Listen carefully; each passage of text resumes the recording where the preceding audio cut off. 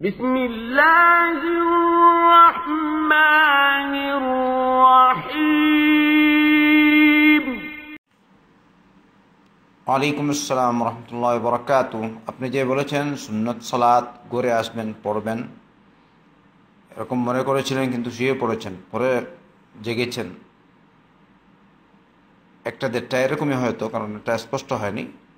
তো যখন জাগবেন পড়ে নেবেন, কিংবা সুন্নত সালাত ভুলে গেছেন, পরে হঠাৎ করে স্মরণ হয়েছে, যখন স্মরণ হবে তখনই পড়ে নেবেন।